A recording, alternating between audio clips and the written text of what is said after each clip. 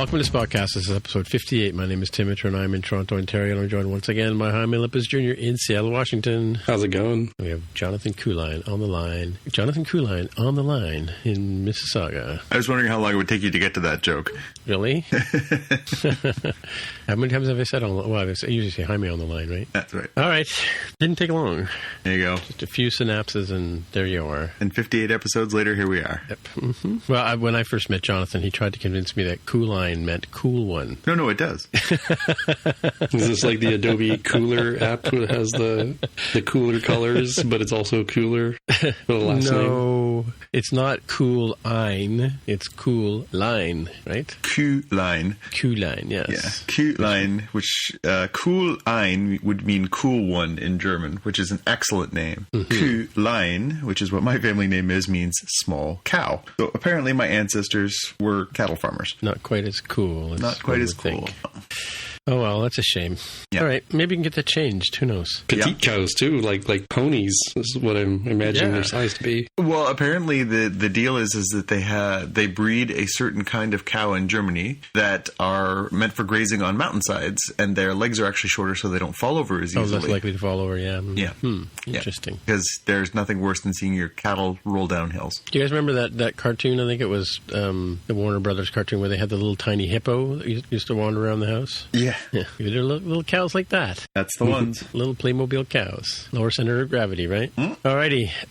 So these cows had shorter legs, or they were like lower to the ground kind of thing? It's not had, it's have. They still exist. Yeah. But yes, they have a lower, smaller set of legs, so that way that their center of gravity is lower and they aren't as tippy. So here in Canada, there's in the backwoods, there's a little, I assume they have it in lots of countries, but cow tipping. Harder to tip the cows in Germany, apparently. Yeah, now that they still have the bulk, but they're built like, corgis or dachshunds, but still, 800 pounds. That's right, they're the dachshunds of cows. They're missing the 20 pounds of leg that a cow would normally have. Yep. But they still have the rest of the 800 pounds. So last week I was flipping through channels, and I came across Cars, the Disney Pixar movie Cars, in French, on the French channel. So I watched it for a bit to see if I could sort of keep up with it. And they got to the cow tipping, or the tractor tipping, yeah. Yeah, and they weren't saying moo when they fell over. They were saying something else, but there you go.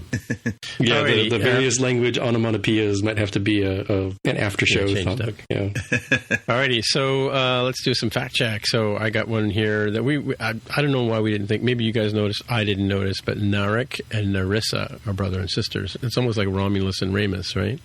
How they rhyme and they're practically the same name. So this was back to our discussion last week as to whether Rizzo had been given a Romulan name. Yes. Well, her name, if you look in IMDb, her name is Narissa, and of course, Narek and Narissa. So it's like Donnie and Marie, right? I know her name was mentioned in this week's episode. I completely missed if it was mentioned before that. Her first name? Narissa. I completely missed that in prior episodes, although I definitely heard it in Don't think I've ever heard it. Yeah. Oh, really? Okay, good to know. Yeah. Alrighty. So, Jaime, you got some follow-up, right? Yeah. I was pondering and curious about, is it La Sirena or La Sirena? And I wasn't really going by how the show pronounces it, right? I went to look it up. And as far as I can tell, I believe it is La Sirena without the ñ part, at least as I try to translate through different translators and try to get it going back and forth. I don't know if there is a Sirena that matches up. I do believe, even if there is, the mermaid, given the mermaid tattoo, the siren mermaid tattoo that's on Rios' shoulder, makes me believe it's La Sirena properly and not just like, oh, well, that's what Jean-Luc Picard would use to say, right, given his particular accent. Right. So I assume it's also pretty similar to like the family last name Trevino that's pretty common, but people may know the golfer Lee Trevino, who I believe anglicized it, but I don't know for certain.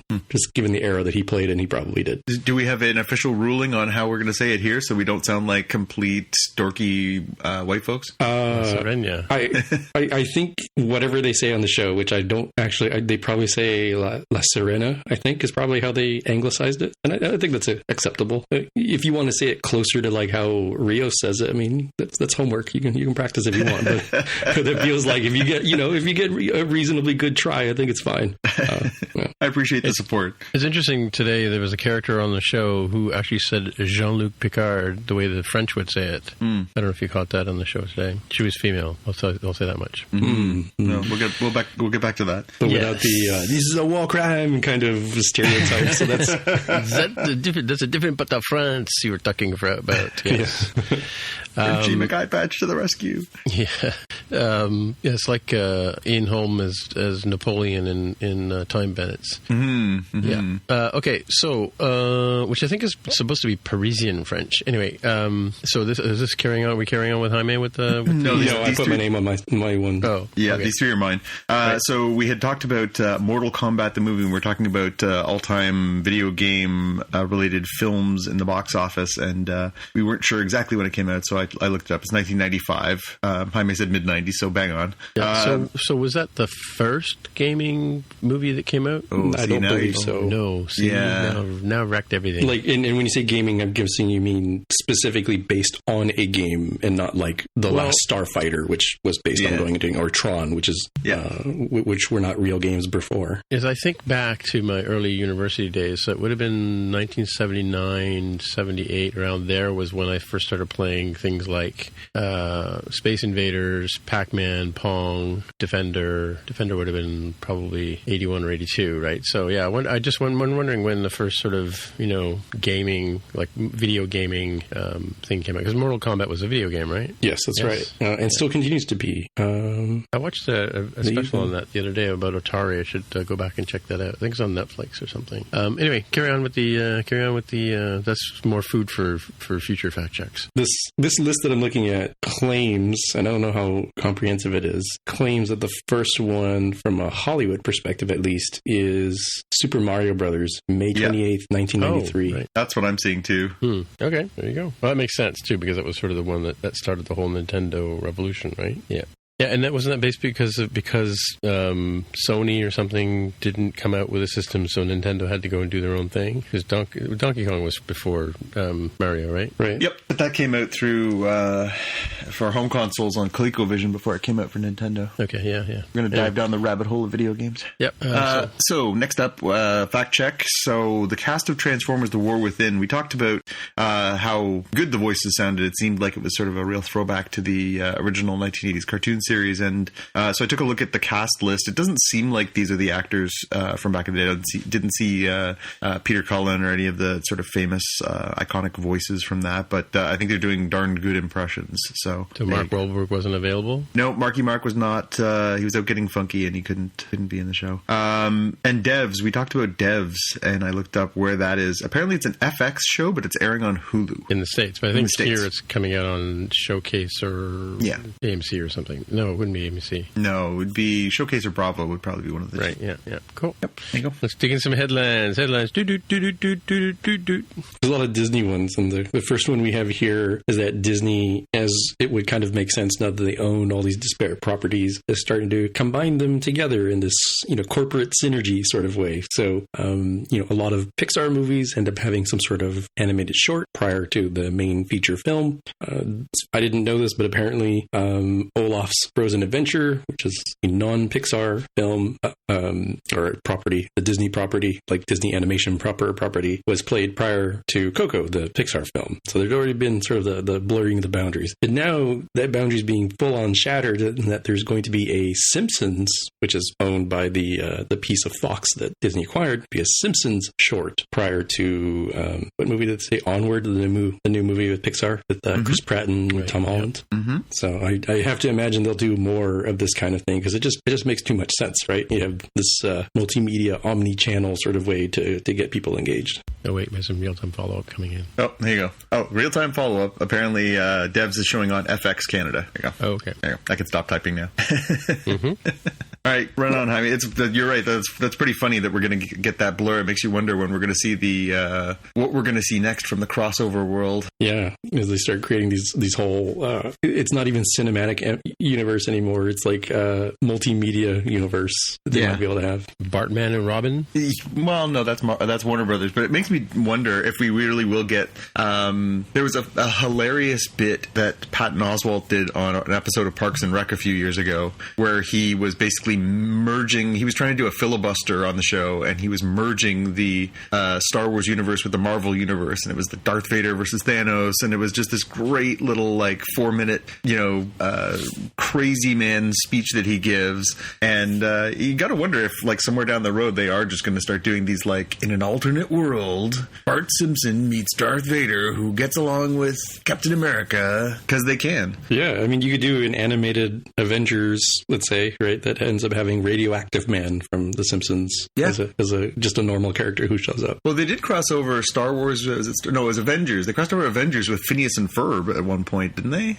I did not see that one, but I'm sure my kids. I'm sure I watched that with my youngest son at one point. That there was a Phineas and Ferb episode that had Hulk and Iron Man and Thor in it. So yeah, again, it seems like this is the way things are going to go if they're going to monopolize all these properties. I mean, we're going to get Darth Vader versus aliens, and it's going to be all kinds of great possibilities. The next thing we have, it's going to take a little bit of unpacking here, but if you think about this era we live in where people are thinking of doing reboots or continuations, sometimes gritty continuations of characters, like Star Trek TNG had, Jean-Luc Picard, but now we also have Star Trek Picard. Imagine that, but with Hilary Duff's Lizzie McGuire. So apparently the idea initially was for Lizzie McGuire to continue on as, her 30s-year-old self on Disney Plus.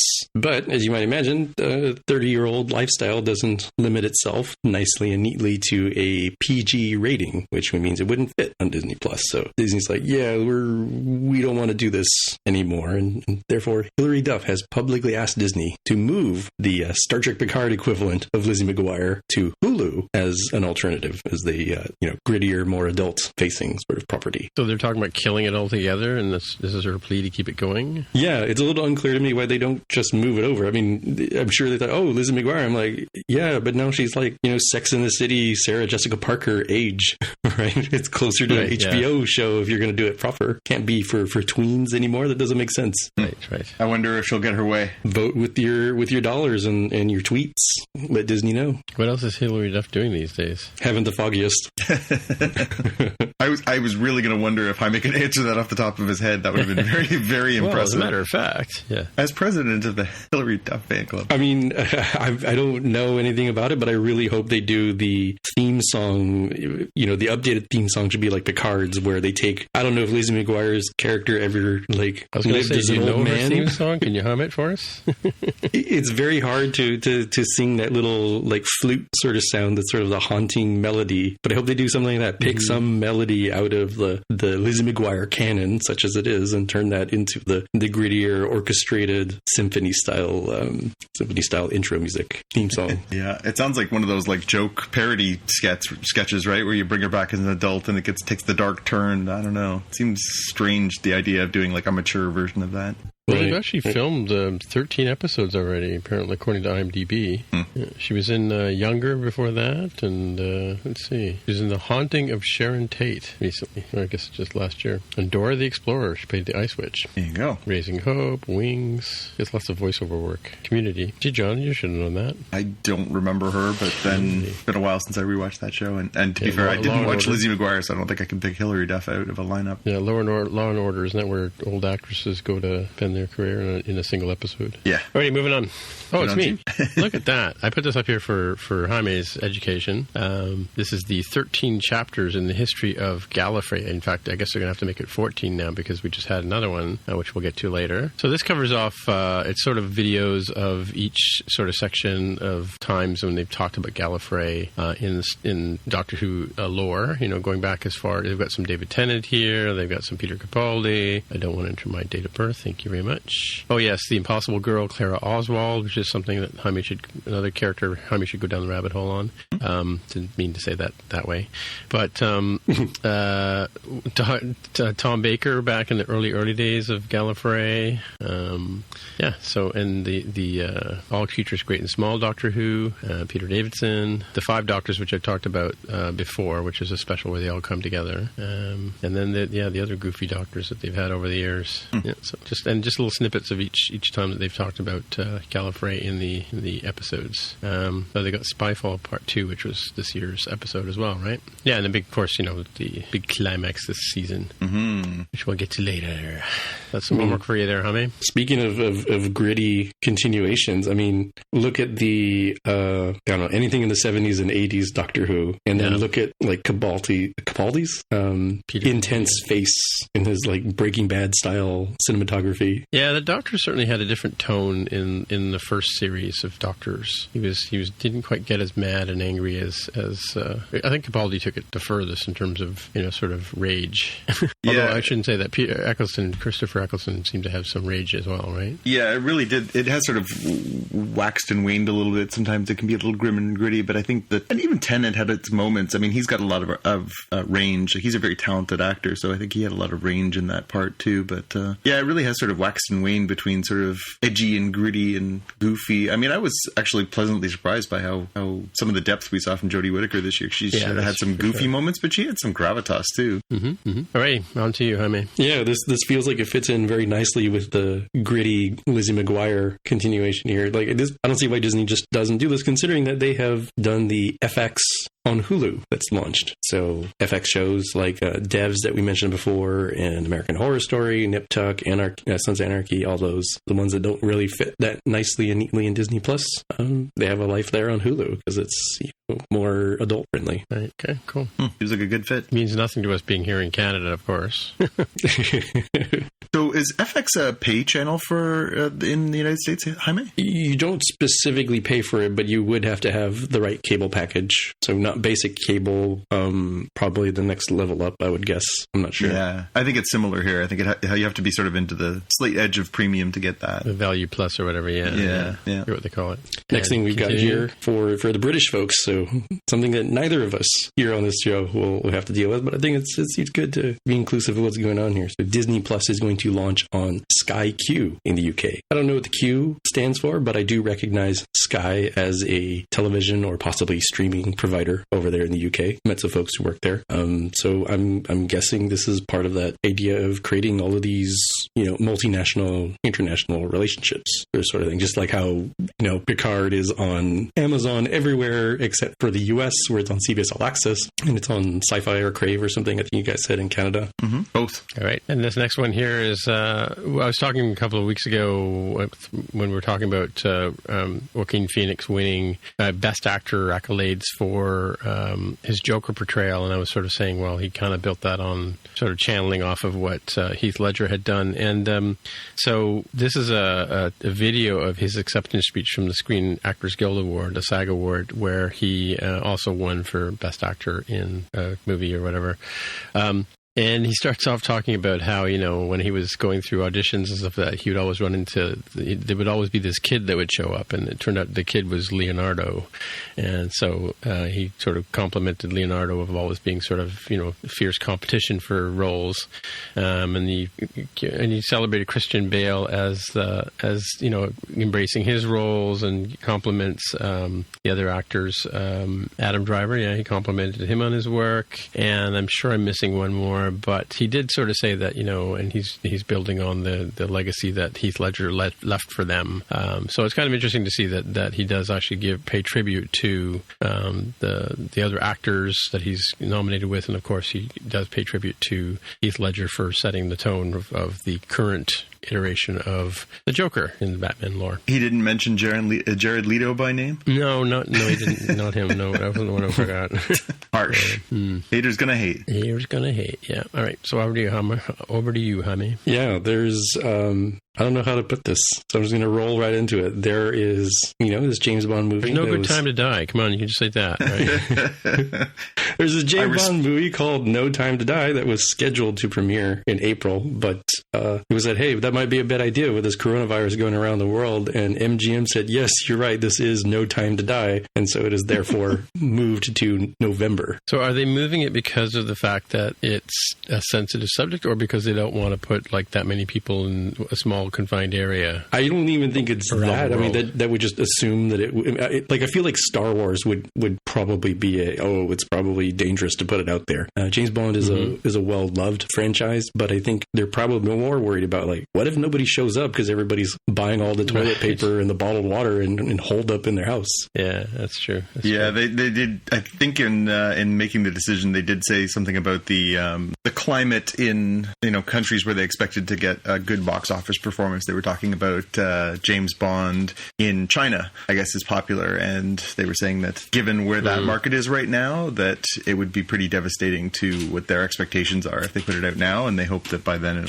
it'll have cleared up. Right. That's a shame. I mean, it's interesting. I think they're going to have to. We were talking about this on our show yesterday, More Than Just Code, about you're going to have to come up with ways for people to. I mean, it's a good time because we have the Netflix and the Hulus and all that kind of stuff, and you can sit at home with your home theater and your popcorn and whatever. Mm-hmm. You're missing the whole large screen experience, that you get in a proper theater, and you're also missing the sort of tribal aspect of experiencing the horror of a horror movie all at once in a large group of people, right? And getting all people screaming at the same time.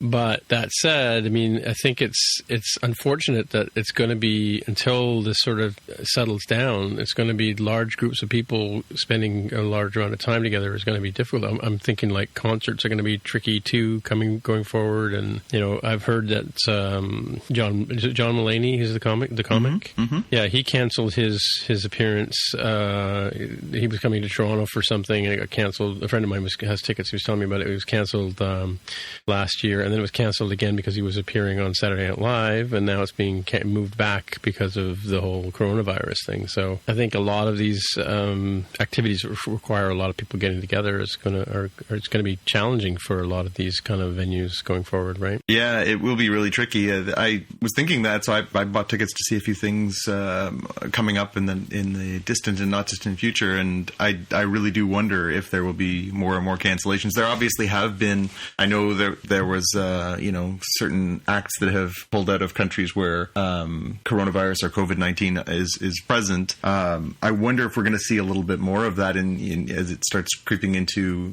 some of the markets closer to home for us. The question is sort of what's too big, what's too risky, what's too dangerous. I mean, again, they're still planning on hosting an Olympics in Tokyo. That doesn't seem like a good idea. Right. We were one of our picks yesterday was a website called isitcanceledyet.com. Yeah. And it listed the Tokyo Olympics among other things too, but like handshakes are canceled, right?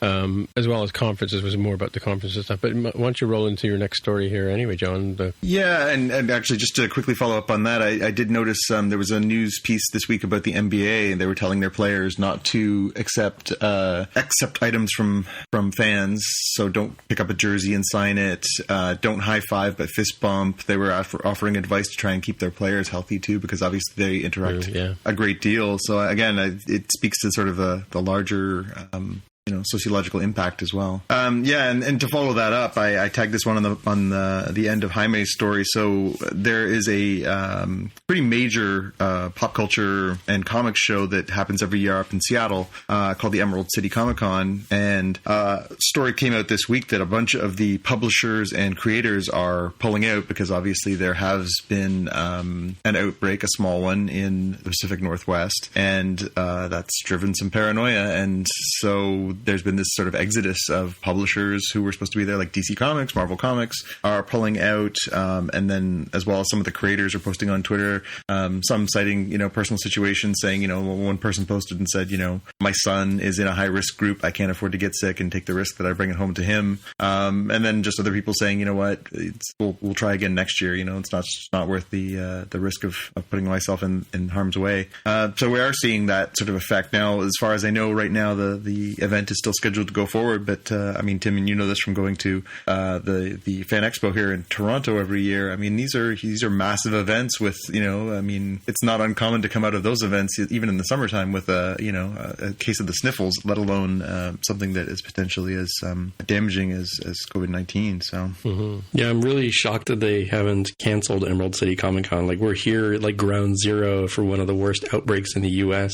Today on the news, Emerald City Comic Con was saying that they'll refund anybody who doesn't feel comfortable coming. And I'm like, all right, I guess I give you half credit for that. But really, you should be refunding everybody because you canceled it. That's the right thing to do at this point in time. Well, they haven't canceled though yet, right? They haven't, and they really should. Right. Oh, I see what you're saying. It feels wildly irresponsible. Like I'm already, not happy that South by Southwest in Austin, Texas seems to be ongoing, despite it being a massively bad idea to bring a bunch of people from around the country and around the world together in tightly enclosed spaces, for what's essentially a festival. I'm not trying to diminish it, but it definitely falls under the not a necessity kind of thing, right?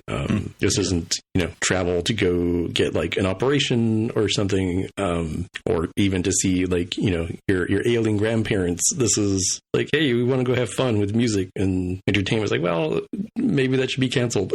just out of things going bad. It doesn't seem like a good idea. Well, speaking of bad ideas, I just heard on the news today that flight insurance. If you buy flight insurance now, they won't refund you if the reason why you don't want to fly is because you're afraid of COVID-19. Because they're saying now it's no longer an unusual circumstance. It's now a known circumstance. Like that's the risk you're taking, right? So so it's going to be interesting to see how this falls out in terms of different businesses and festivals and things, right? And just a quick note on the Emerald City Comic Con. I just taking a quick look to see if there have been any developments, and apparently it was Dark Horse, it's DC and Dark Horse Comics that have pulled out already, including Jim Lee, who is the publisher of DC Comics and a very famous creator, has also pulled out. So it's a strange one now, because you're also talking about, if you had made plans to go to this, these are the people you were coming to see too. So it is a strange circumstance, right? Right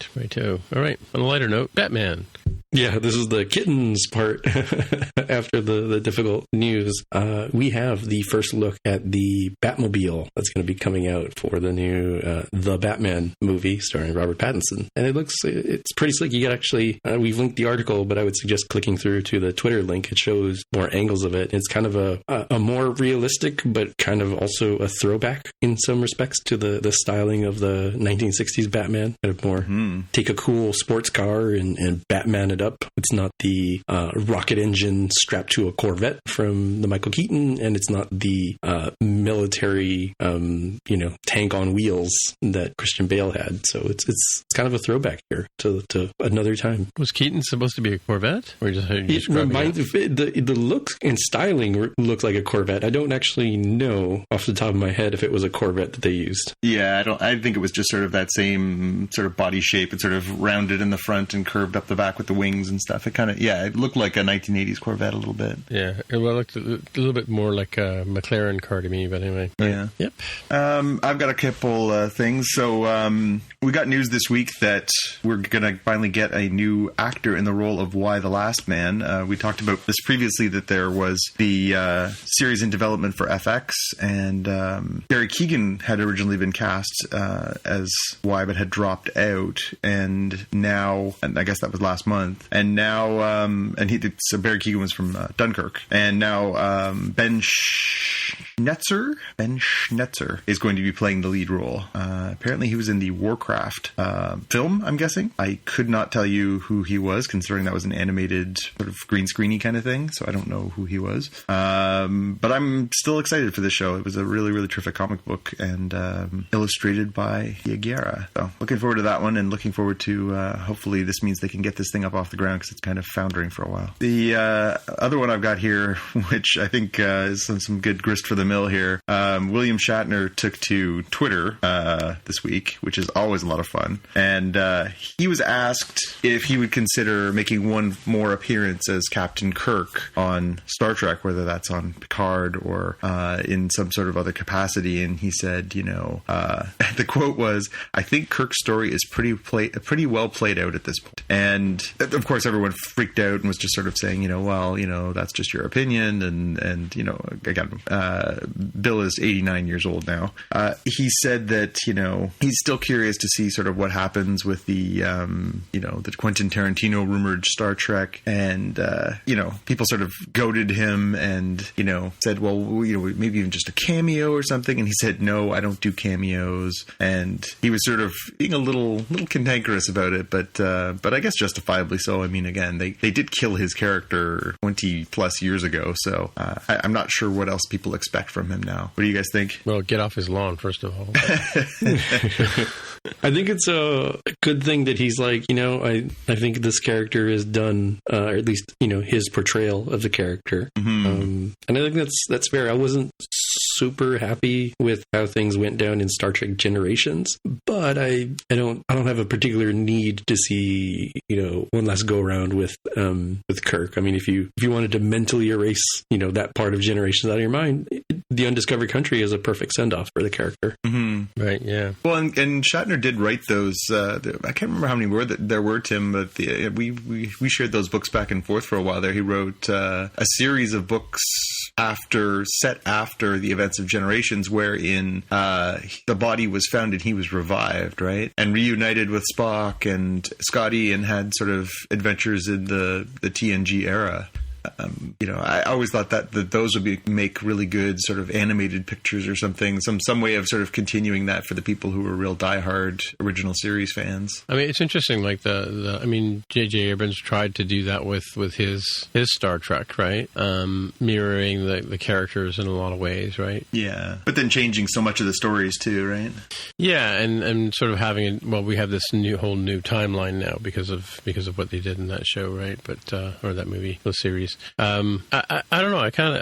I was hoping they would continue that in the same way that they had done the other Star Treks. Like they could have just kept rebooting the stories. In a different way, what they've been doing, right? But yeah, bad. I agree with Shatner. I think it's he's just not the same guy anymore, right? Well, and at a certain point, like what kind of performance are we going to get? He's 89 years old. He's not an action star anymore. It's like I think he's okay with the torch being passed, and life goes on, right? So I know it's going to be a shocker today, but I was talking to one of my colleagues at work today who's closer to my age than he is to yours. He was saying that he and his wife had started watching Picard and thinking, this is going to be great, and it's going to be an examination of this aging war hero kind of story, which it kind of sort of is, but it very quickly became Star Trek-y, with the pew pew and the running around and all the sort of conspiracy stuff, and he found it less than satisfying watching the shows that they did watch.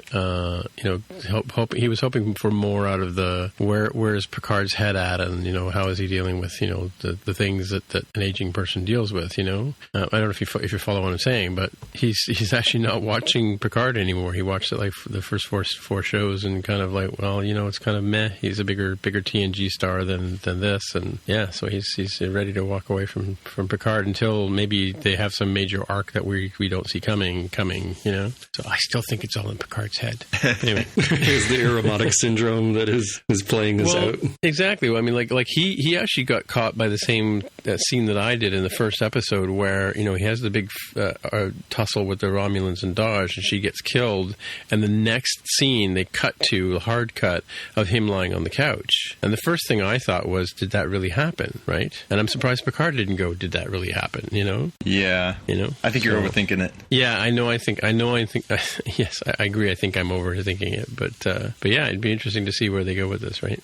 Yeah, we have yet to see. Next, we have a couple more here, and then we jump into the meat and potatoes. 3 more. Yeah, so we've got the announcement of a new HBO show working together with Sony to bring the PlayStation game The Last of Us.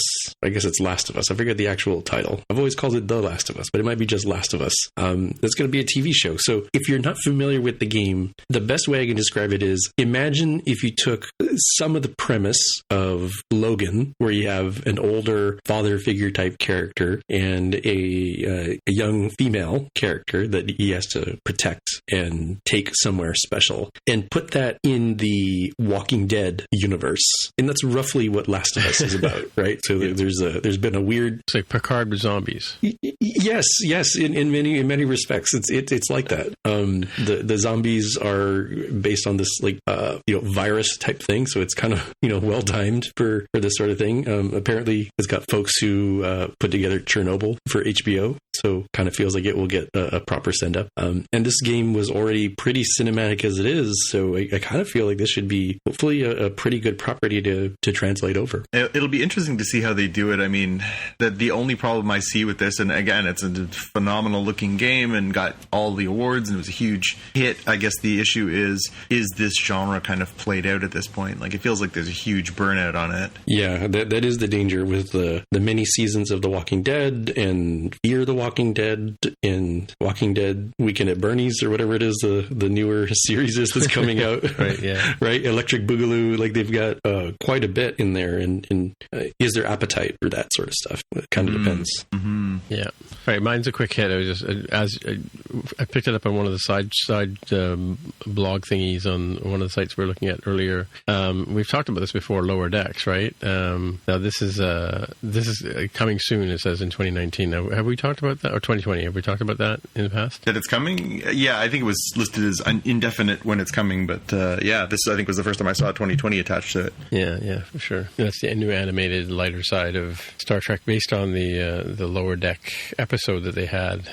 Was it Janice? Was that the nurse's name that was on the Next Generation? Do you remember? Anyway, carry on. Just another very quick hit. News today, good news today, that Melissa Benoist, the actress who plays Supergirl, has announced she's pregnant along husband Chris Wood, who was also one of the stars of the show for a little while. So congratulations to them. Interesting. That's going to make for some interesting episodes. Well, it makes you wonder how they're going to film. How do you film Supergirl with basically probably a lot of stunt doubling? They'll do her from the chest down or something. I don't know. Yeah. They'll give her a big lab coat or something to cover up the pregnancy, like they did with flowers, Milana Torres and Dr. Crusher. Yeah.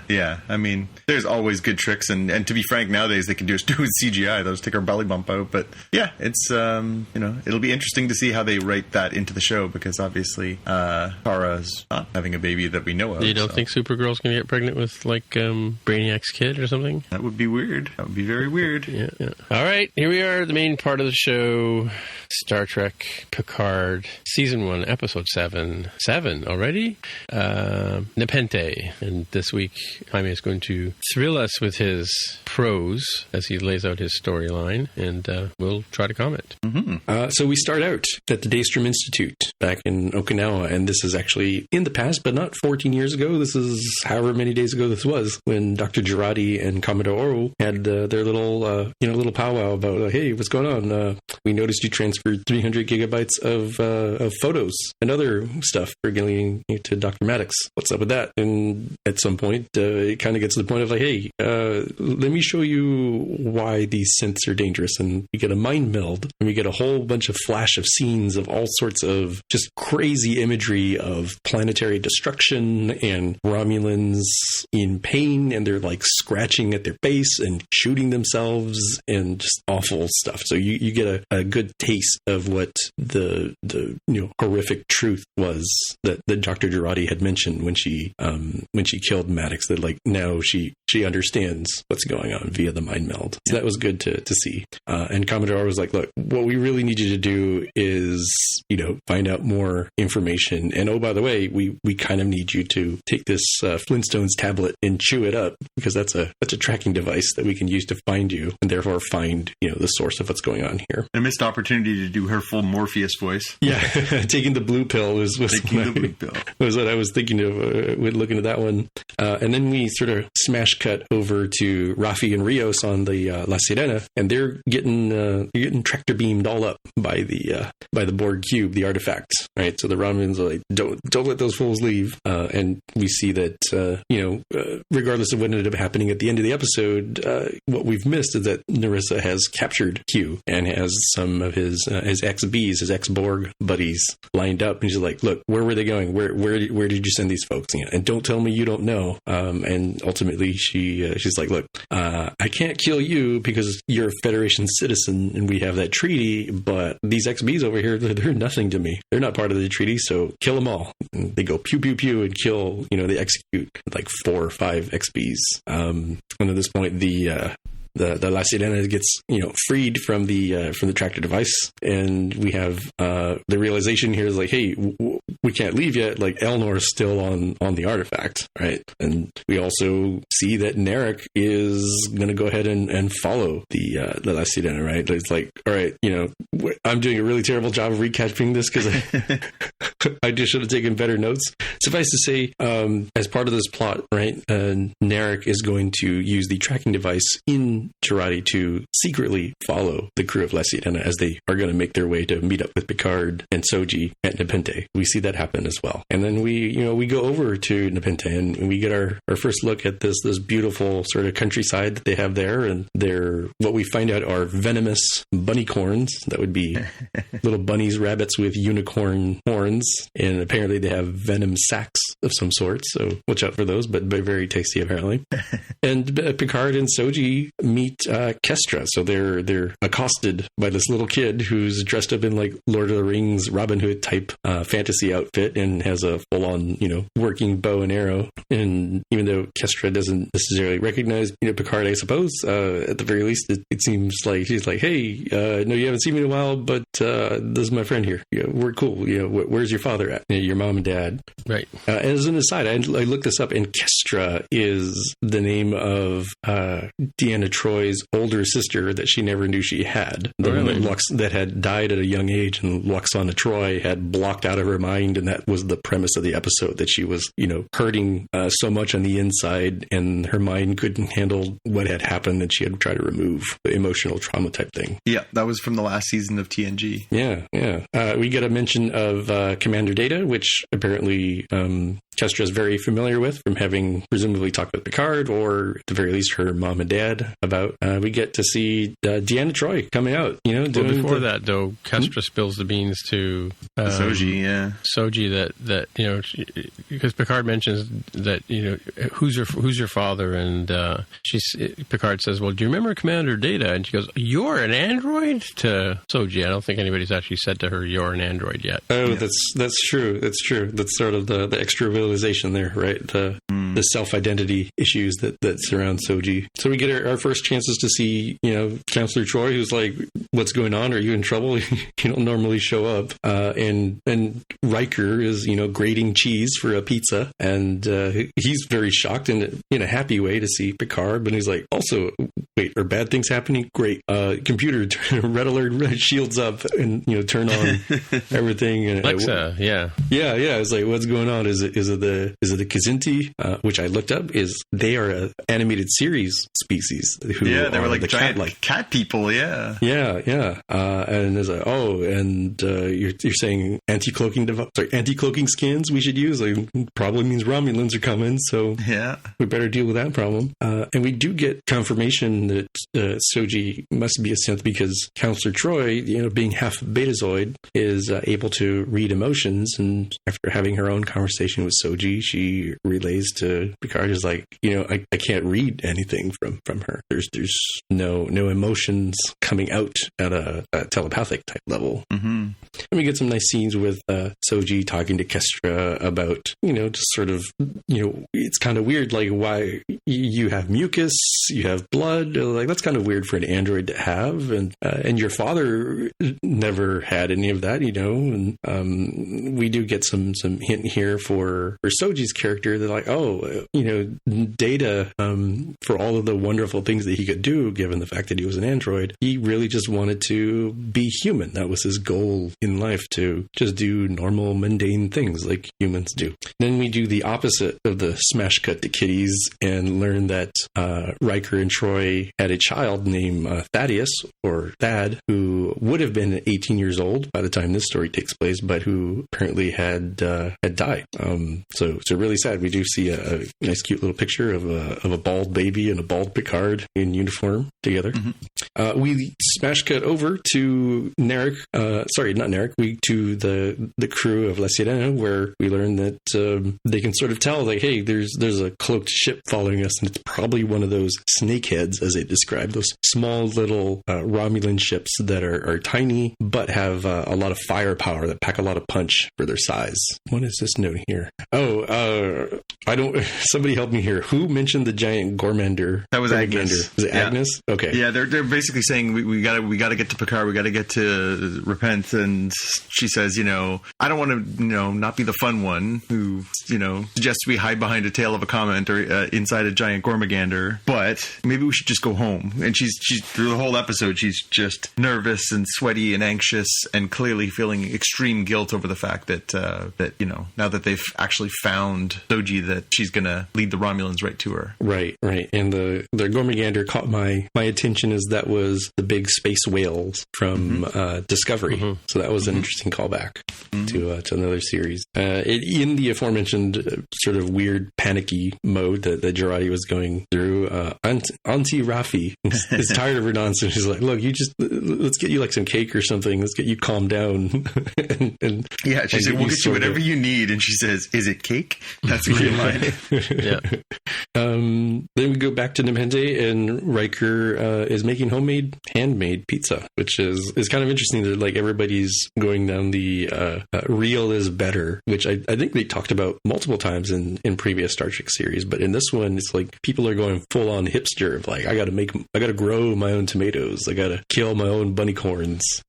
Doesn't taste the same when you have the replicator make it. Well, it spins off that episode where we saw Agnes and what's his name, Dr. Maddox, and he's making the homemade cookies from scratch too, right?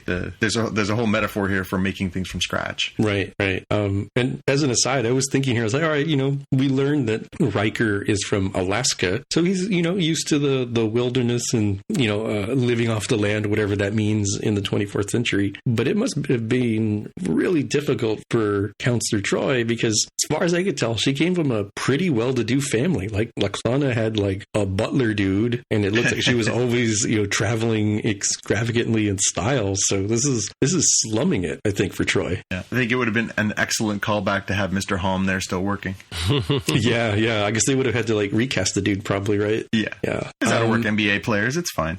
Yeah, just throw some latex and some foam rubber on them, right? Yep. I think here is where we end up having. Oh, so okay, no. I don't think this is a Kestra one. I think Troi is talking to Picard about like in Kestra's room or similar. Oh, there's the first part is where they're in the garden, right? Because Picard is talking with Will, and then Soji and Kestra go over and talk to Troi in the garden. That's where she has the tomato, right?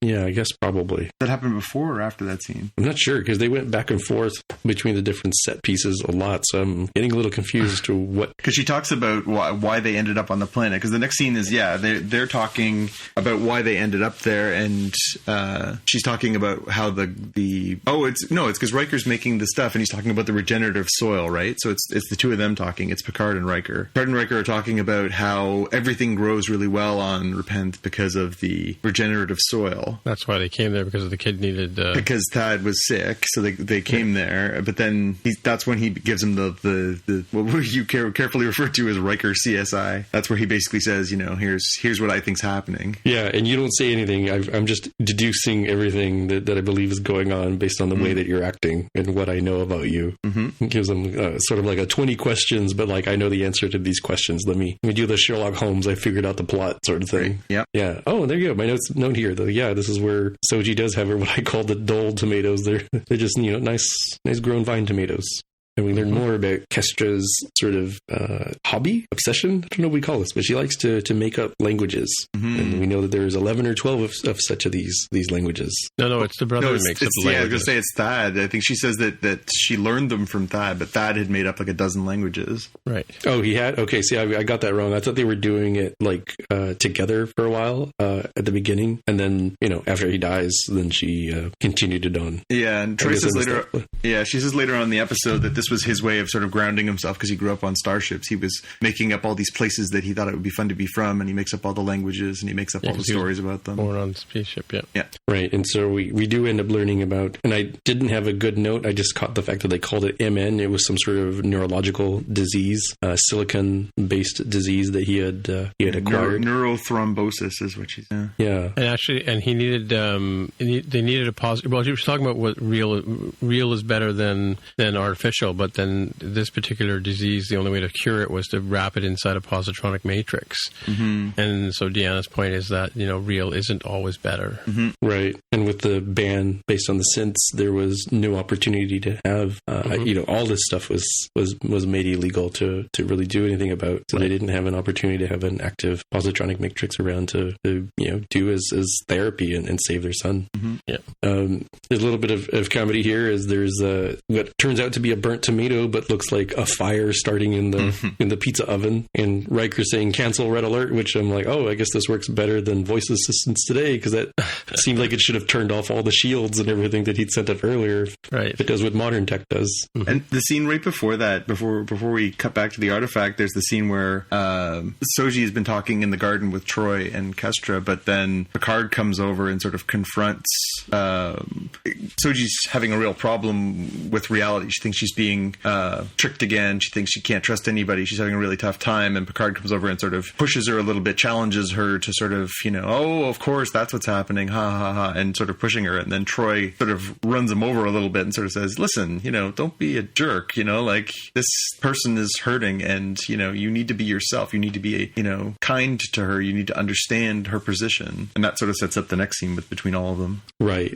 And it's a good move from a counselor to be like, look, this is what this person needs. You need to be a little bit more empathetic to that. Mm-hmm. Then we switch back over to the artifact where Hugh and Elna are like, all right, we need to take over this cube, and we need to end up stopping this plot, right? This is getting out of hand. And Narissa and her goons are like, are you dumb? Obviously we were keeping surveillance on you. We know what you're saying. And they're going to pew pew pew and ninja there, and they do, and they have a pretty cool fight scene. But unfortunately, this poor naive ninja here gets convinced by Narissa, like, look, this is the Kolambawat. I forget what his ninja group is called. You remember with the Romulan name of his sect?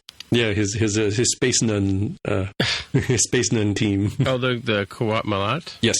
Right. Narissa says this is not how those and how the Tal Shiar fights a Kawat Malat. Yeah. Well, she doesn't say Tal Shiar. She actually uses the other name, the Jat Vash. Jat Vash. Yeah. Yeah. So she convinces them, like, hey, why don't we punch it out? So they do kung fu, but oh no, Hugh can't leave well enough alone. He had his face exposed around the corner watching what was going on, and she takes the opportunity to throw a little like throwing knife, I think is what it was. Yep. And gets him in the neck. So poor Hugh. Another XB bites the dust. Yep. And a familiar face again. Sad moment for a character that obviously had some tragic beginnings and a real sort of happy life and trying to recover these XBs and a tragic ending here. Yeah.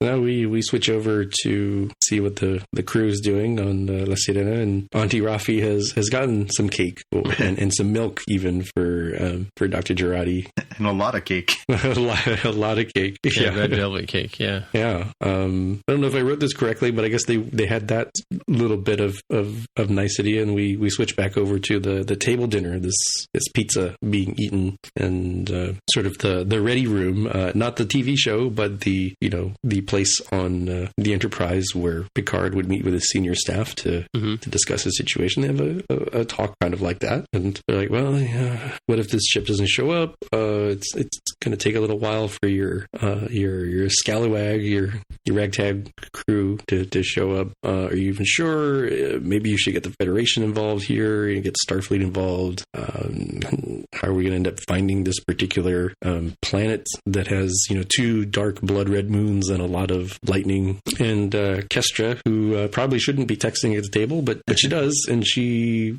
finds the answer. She's like, oh, I found it on my little iPhone here. And they're like, how? Well, all I did was I just texted Captain Krendel, who used to work with you, and they told me where it is. So now we know the planet, or at least the characters do. So did she really call Captain Krendel, or sent an iMessage, I guess? A text message him or whatever. Yeah. All right. Yeah. And then, wow, the editing on this is like so confusing. Now we go back to La Sirena as we jump locations around, and we're in the sick bay. Jurati was eating her cake, and then Rios comes around the corner and says that stupid shadow is back. The signal that had been following them since they left the artifact. They know they're being followed, and so she's getting more and more upset. She ends up throwing up her cake. So Rizzo takes her to the sick bay. Yeah, she throws up a lot on this show.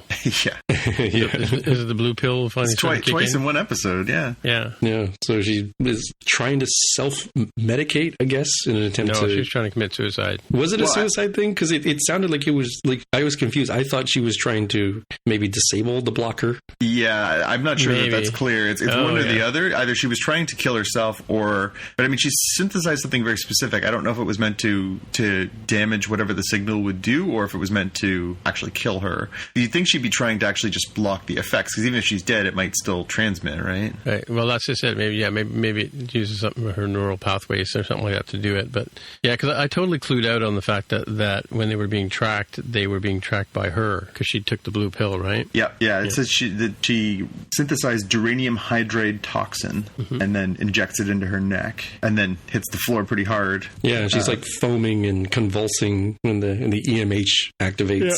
Yeah. And it definitely seems to take emergency medical as really seriously in its title. It sort of waits till the last moment, I guess. But then it has its desired effect, right? Like if she was trying to block the signal, it works. Mm-hmm. Right. Because we cut back to the snakehead and Narek is swearing and his signal has clearly gone out. Oh, really? Okay, right. Okay. Because remember, he's fidgeting with his controls and he starts to look panicked and then he yells Taj, which clearly is Klingon for something expletive, or not Klingon, Romulan, of course. Yeah. We go back to the artifact and Elnar is in a real bad situation now, right? Because he was told by Hugh before Hugh died, he's like, you need to get an XB, somebody who can take over this cube and help you out here. But what the heck is he going to do? It was like, well, he finds the key to his salvation. He finds the small little like keychain style transmitter, like a little pager or beeper for the Fenris Rangers or Seven herself. It's a little ambiguous what 7 of 9 had passed over. Well, she gave that to Picard, right? So did Picard drop it somehow, or I don't remember Picard's being on a chain like that though, because he sees it's hanging off the table on a chain. I don't know to whom that belongs, but so I don't know if that's the one that's supposed to be Picard's or if that's just another one. But he sees it and he recognizes what it is. Yeah. And he clicks on it and it says Fenris alert, so it's clearly sending a signal to 7. Right. Or somebody. It's got to be 7. There aren't many XBs left. Yeah, there's not. We go back to Nepenthe for a handful of small scenes, a little coffee walk and talk with Picard and Riker, and as I wrote down here, they draw me like one of your French girls, with Kestra making some illustrations of Soji while she's sleeping. Yeah.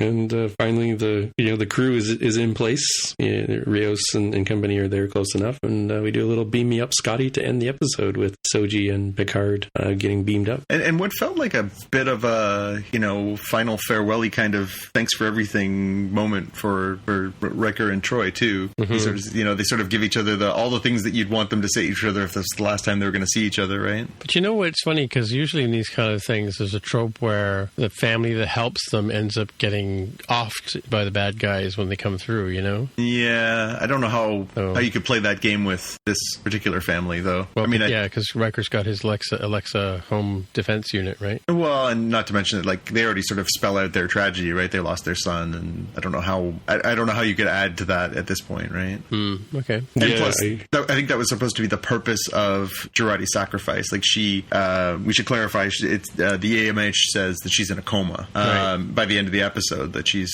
induced herself into a coma with whatever she's injected herself with. Mm-hmm. And I think the idea is that in doing that, the snakehead can't follow them to the planet, therefore Riker and Troy and Kestra aren't at risk. Right, okay. Yeah, because Rios knew he was getting tailed, so he went an alternate route to not reveal, probable locations where they were going. Yeah. Even doing stuff like dropping out of warp. It's like, haha, look, that dummy's going to be light years ahead of us by the time he figures out we're not in front anymore. Until he later realized, wait a minute, we're getting tracked somehow here, because how could he possibly know that we dropped out and did this? So why does he talk to Girardi about it? He thinks it's Raffi? Well, because Raffi, he wasn't clear on what her motivations were. He doesn't know the whole... Well, I guess he does know everything, but he sort of says, I don't know. Is it supposed to be trying reverse to draw psychology? Something out of Girardi? That's it, because he does know where she was. So is he trying to sort of get her to confess, or is he... Because, I mean, I think it's pretty clear to anyone who's sitting there that Girardi's acting pretty squirrely, right?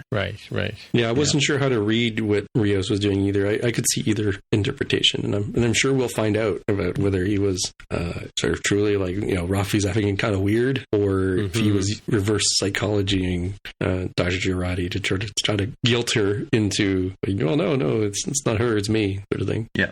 Well, and she looked like she was on the verge of... I mean, she says it's not her, it wasn't her, it's not her. Like she is pretty much confessing there, right? Right. Oh, I see. Right.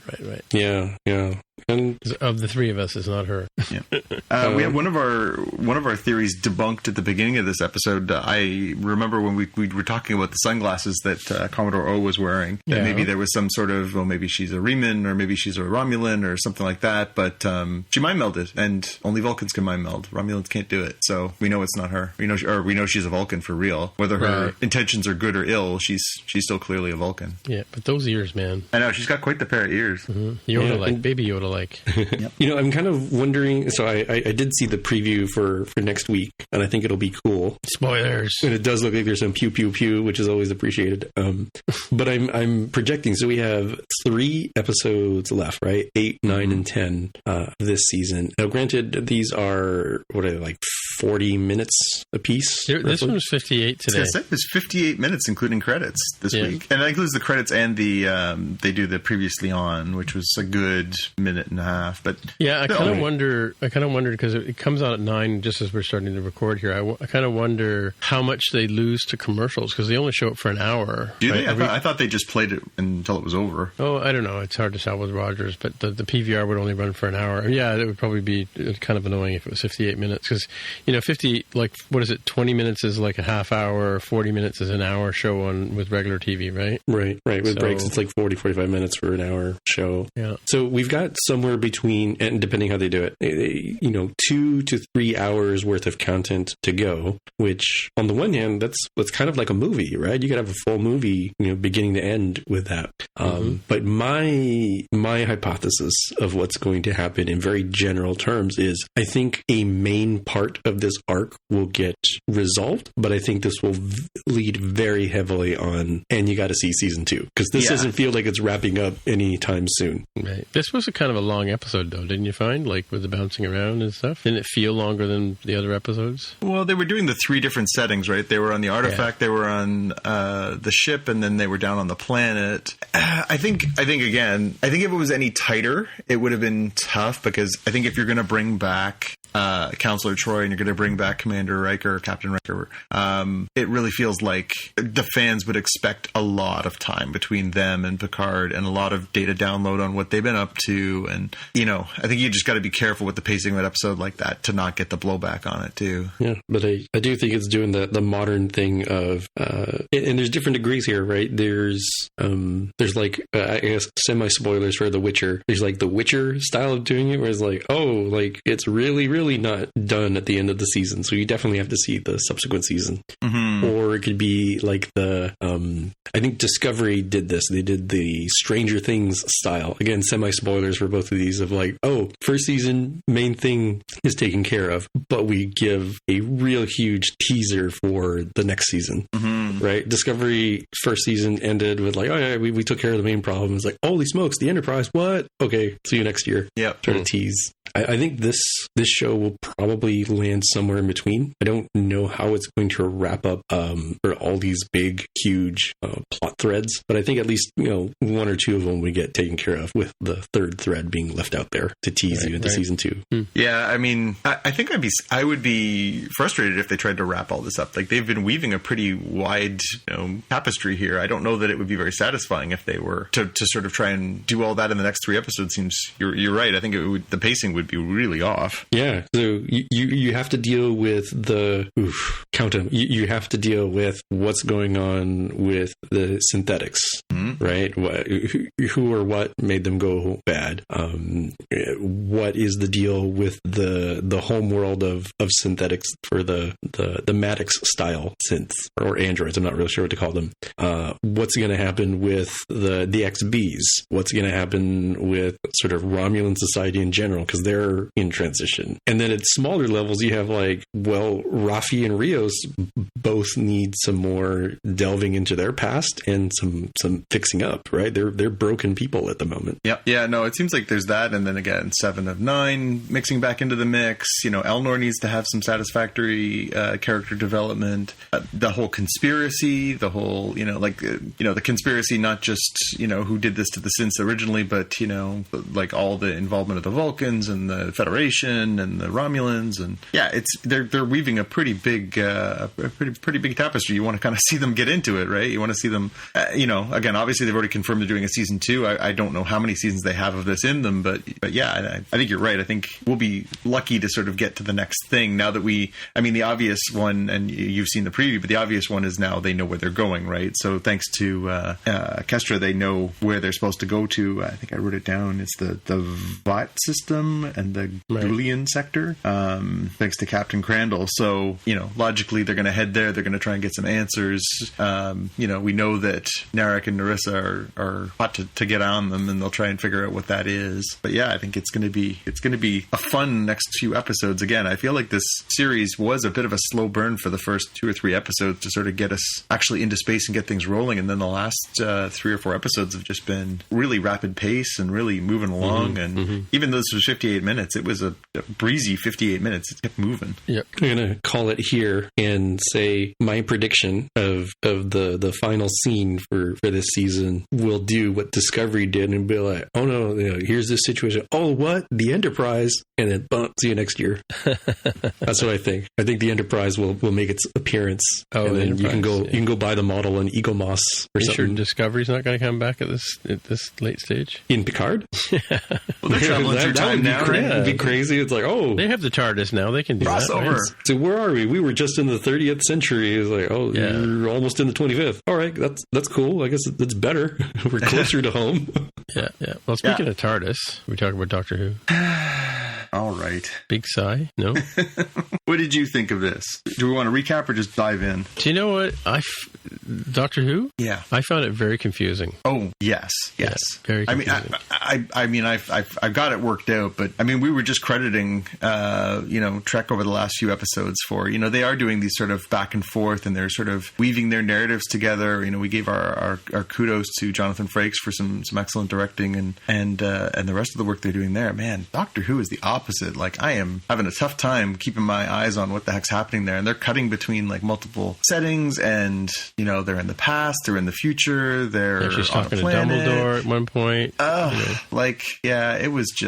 It was kind of all over the place. Not in my estimation, a particularly well-made episode, if anything beyond that. No, I found it very confusing. I was watching it late at night for the first part, and I just couldn't keep up with it. And then so I turned it off, and I watched it the next day to watch the rest of it. And it was just the first chunk of it was like super confusing. And then just like, is it a dream? Was it in her head? All that kind of stuff, right? Well, and then they took the new showrunners for the last couple of years kind of put their stamp on the show by completely rewriting Doctor Who's history from the beginning. Yes. So just to recap that, they basically changed the story. So the story always was that Doctor Who was one of the Time Lords. The Time Lords were this sort of eternal race that lived on Gallifrey. Well, originally Doctor Who was one of the last of the Time Lords. That's right. That's right. And they were sort of this, all-powerful group, and Doctor Who was sort of the rebel of the group, and it was sort of, went off planet to go have his/her own adventures, and they've sort of done this whole thing now to sort of rewrite history, to sort of say, no, actually, they were just a simple people who, then developed, one of them explored space, found this mysterious child child, and then that child had these mysterious abilities, and they all copied those abilities, and then that child was Doctor Who. But that's it, and the child, it turns out, is Doctor Who is actually the character. Because again, I think we were sort of thinking that it was going to be the robot, the Cyberman, that was the backstory that we saw last episode, where they were exploring you're a child and they found on the side of the road, and you were raised by these people in Ireland, and you became a cop and all this stuff, and it turns out that was actually the Doctor's origin story in some sort of weird, twisted way. Like, right? Yeah. I don't know, Jaime. Again, you're our Hubie Nuvian, Newbie Whovian, and Whovian. What did you make of all this? Was it clear? Were you able to follow along with where they were going with all this? It's interesting because I come in not knowing the canon, so I just sort of roll with stuff. So it seemed a lot simpler to me than it seems to you guys.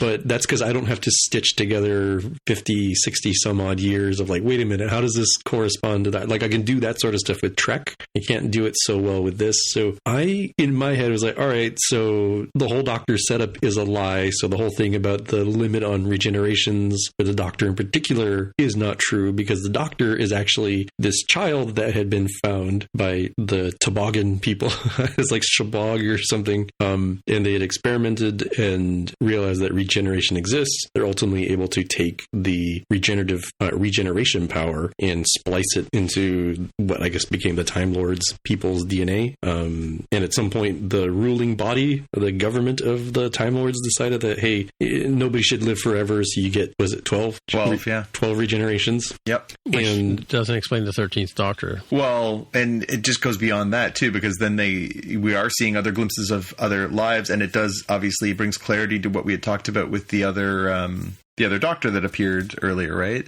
Who is that? Well, that's clearly one of the unknown things before she had her memory wiped. So how many Doctors have there been, right? Yeah, so it seemed like what I perceived as a retcon of like, oh, okay, this is how they unlock the potential where there doesn't have to be a limit on the number of Doctors because this person is special and doesn't have that limitation. Yeah. Right? And I was like, oh, once you remove that limitation, then the other Doctor who didn't recognize makes sense, especially when we have the memory wipe thing of like, thank you for your service, you're done, sir, sort of thing that we saw for the person who was retiring from the Force. So that made sense to me. And then it kind of made sense when I was like, all right, I kind of get the idea of the Master's character and why would Extra make him mad? Like, you've been walking around like you're special and it turns out you are. It's like, damn it. You're right, and I hate you for that. So that part made sense to me. And then his idea of like, why don't I take these awesome Borg Cybermen and blend them together with Time Lords so that they're unkillable because they'll just keep regenerating, given how powerful they are to begin with. This perfect army. And it also seemed like, when in a lot of Doctor Who that I've seen over the last 2 seasons, I'm like, I guess the Doctor's kind of like Batman, right? Like you don't kill because, going pew, pew, pew would have definitely solved a lot of problems much more cleanly and easily. Mm-hmm. I'm like, that's just the way the character is. So to me, I read the way that the Master had set things up, where it's like, look, go ahead and kill me with the Omega particle equivalent that they called it, right? Like, go ahead, do it. Like, this is like the Joker who's set up the situation of like, go ahead, Batman, kill me, because once you do, I've won forever, right? I broke you. I broke your perfectness, right? Your never kill Val. I'll be dead, but I'll have the last laugh, so to speak, of, I was able to get you to break your code of honor. Mm-hmm. So I say all of that with the caveat that I don't really know what's going on, but it seemed more straightforward to me because I don't have to reconcile it with everything that's gone on before, right? Yeah. Yeah, and that's the challenge, I guess, is they get, these shows. I mean, we talk about Trek. Obviously, Trek's well into its, 6th century of play now, and Doctor Who is well now, too. And, it depends on how long you can hold on to these things that are, quote unquote, in canon when they were written in the 1960s, right? Right, yeah. Yeah. So, asking a really dumb question because I don't know how regeneration works, but Well, each actor has a 3-year contract, and at the end of it, he has to regenerate into a new actor. It's pretty much it. I mean, no. I mean, like, these this episode implied real heavily to me that you regenerate in place. Yes. Like if you died on the corner in 5th and Main, like you regenerate on 5th and Main. And I didn't know. I just assumed, maybe you show up somewhere, and maybe that's like sometimes you're into TARDIS and that's lucky, and sometimes you end up on the moon. You got to figure it out. No, it's kind of the same body. It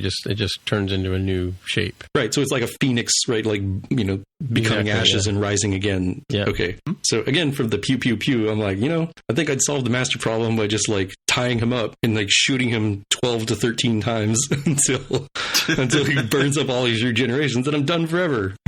No, that's an extreme way to look at it, but yeah, that would work. All you need is a 6-shot and a little patience. Yeah. But again, going back to the no killing thing, I'm guessing that's heavily against the Doctor's sort of ethos. Yeah. Mm-hmm. Yeah. Spinning out of that, did you guys see the note that I had tucked on below this? For sure. Do you want to get into that one? Sure. I mean, okay. I'm not surprised because I found that like they've been doing a lot of this, splitting them off into separate storylines or stuff, different arcs, right? Is that her name? Yep. Her character seems to be more on the ball than any of the other ones, right? There's the play between Bradley Walsh and Toshin Cole, but it sounds like Bradley Walsh is already too busy with his other show, and so that these two guys are going to take a break. And it's not uncommon that characters go away and come back as they get better gigs, but because they are actors after all. But and we talked about it in an episode in the last few weeks, right? Like it's hard to sustain that momentum, and I really think that was part of the issue. I think that maybe both you and I had with this one, Tim, is with the 4 characters, with the Doctor plus the 3 companions plus the other characters that they'd interacted with over this sort of 2-part finale. Yeah. There's just a lot going on and a lot to sort of invest in, and what was happening over here, what was happening over here. Like it really does sort of lose the focus. I think going back to having maybe one companion might be a little easier for us to sort of well, they did that with Amy Pond for a while too. Amy Pond was one companion, and then Rory showed up. And then Rory came on, but again, and sometimes it works and sometimes it doesn't. I think it really has they chemistry. needed Rory to sort of explain River's song, right? Mm-hmm. Yeah, which we won't spoil for Jaime. Yeah. But and so it's interesting that they and they've, in this article it talks about how some companions have gone away and come back as a recurring character later on, right? So it's too bad. I like Bradley Walsh and Ryan. Yeah, Ryan, I feel like hasn't developed quite as well. I felt like Walsh's character certainly has maybe a little bit more, but it'll be interesting to see how they do that. Obviously, we're not going to get another episode until this year's special, which is, I don't know if they've announced when yet. They've been New Year's Day the last few years. They've gone away from Christmas episodes, so we may be looking at a 9-month hiatus. I'm of two minds because I did get the sense that having 3 companions was a little unwieldy. I don't know that in the last 2 years we've gotten a great sense of these characters. I felt like Graham started out with the most sort of characterization, right? With the loss of his wife, and he was a bus driver who was retired and kind of had that skill, and his relationship with his son, or grandson. What was the relationship there? Is Ryan to him? Is it grandson or son? Like a step grandson or step. Yeah. Yeah, I couldn't remember if there was like a levels of parentage in between. He was partners with Ryan's grandmother. Okay, so his grandson then. Yeah. And Ryan, I felt like was more like an accessory to Graham's story for the last couple of years for the most part, although they did give him more to sort of stretch out a little bit by himself and be independent, particularly when they had like ladies involved, right? He was trying to make his way there. And I thought, well, if anything, if I was going to change things up, I'd probably end up losing Yaz, because what do we really know about her? Not a ton. And in places where they do some pew pew pew, she doesn't do a lot of it. I'm like, she's a cop. She is literally trained to do this. Like she has to do some marksman stuff. Like she should be the one pew pew pewing. Yeah. So I'm a little surprised that they and this is no fault of the actress. This is more like I'm unclear why the writers didn't give us more. Cops in the UK don't normally carry guns. Do they not train? I mean, they don't normally have them, but it's like, oh crap, we need them now. I've never used one before. Hopefully it goes right. Let me beat you with my billy stick. Yeah, no, you'd get training on guns, especially if you're working on the special services. But I don't know that like she's supposed to be like a flatfoot, right? She's just a beat cop. She walks around and patrols the neighborhood. I don't know if that would be part of her training or not. Yeah, I don't know what would go on, but I just internally thought, oh, maybe it's like military boot camp training where even if you're going to end up as like a communications officer or a medic, it's like you got to learn how to shoot guns too, because you might end up having to do that. You might never touch one again after boot camp for the rest of your career, but at the very least you would have done it. Whereas, Ryan and Graham, like, they're not Americans. They sure as heck have never touched guns, right? This is a totally different society here, so it's very confused. But we'll see. Maybe we'll get more about Yaz, since she'll presumably be the focus.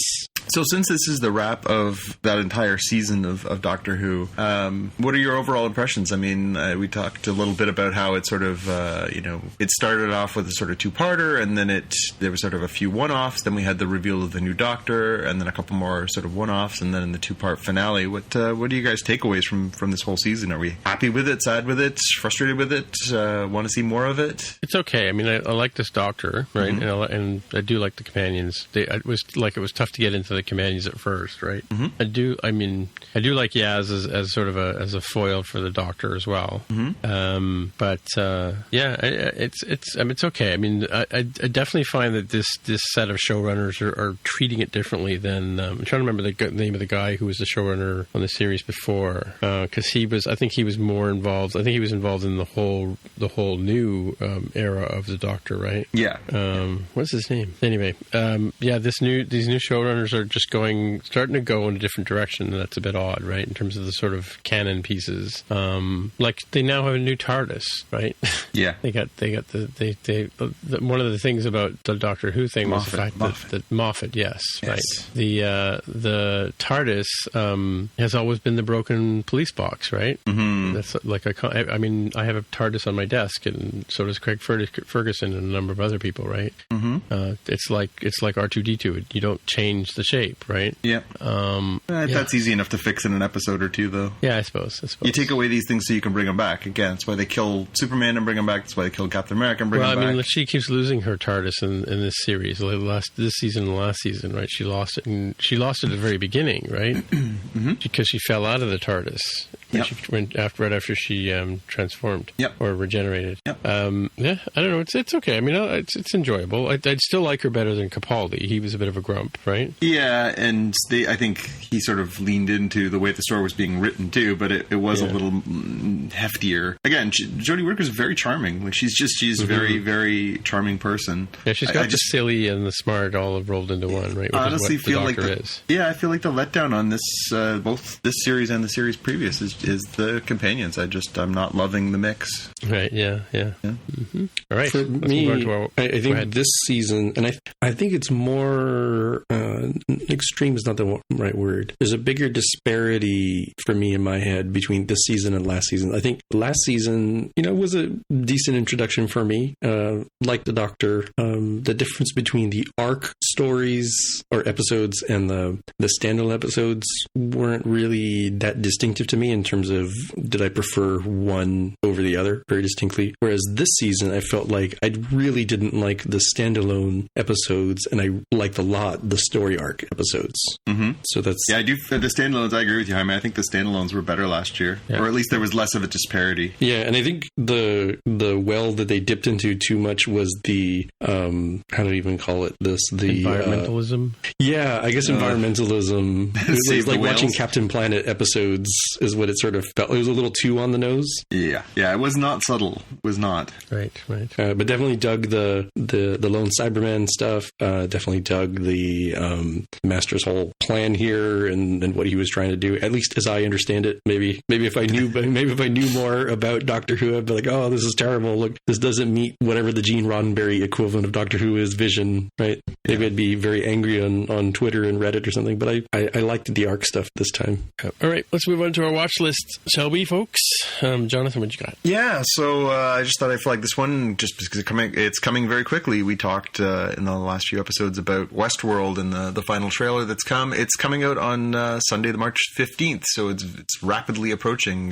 By the time everyone's listening to this, it'll be only a few more days. I'm curious to see how it goes. Again, I know not everybody's caught up on it, but it's it's been an interesting development for the show and where they brought it. I found second season, the way that they tried to sort of manipulate our perceptions of events and time was a bit of an unusual storytelling choice, but then there were some really interesting twists and certainly some interesting character developments. And again, the acting on the show is superb. I'm curious to see how they bring it all together. I'm really curious to see how they sort of reconcile those two seasons into something else. And as we discussed previously, I'm curious to see if they sort of are headed towards an ending, if this is culminating towards a conclusion. I'd certainly got vibes, and we talked about this when we watched the last trailer. I've gotten a little bit of sort of, Blade Runner vibes, these sort of artificial humans, speaking of, as we have with Star Trek, artificial humans, what it'll mean now that they're interacting more with human beings, and that'll mean for them. Keen to get into that. Forward to it. Mm-hmm. All right, Jaime, what you got?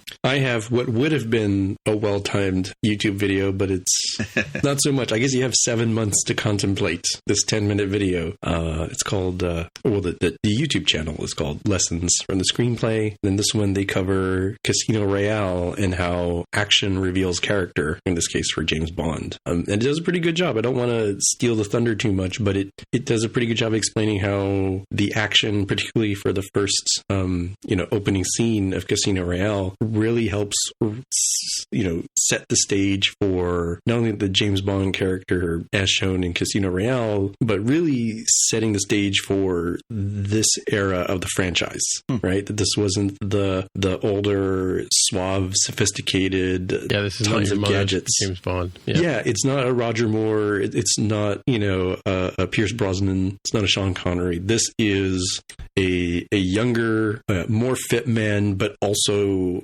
less experienced, less nuanced than just this blunt instrument. It's just this bull in a china shop just trying to do whatever possible to get things done. And when you watch the video, I'm like, yeah, I'm pretty convinced that without really explicitly stating it, turning to the camera and stating this, the film does a pretty good job of sort of giving you the right expectations of what you're going to expect. And now we even have sort of a little arc, right, between the young brash Bond until you get to like Skyfall Bond, where he's like way too old to do this anymore. And Spectre's like, dude, he's even older. And now in No Time to Die, I just assume he's even more too old for this crap, right?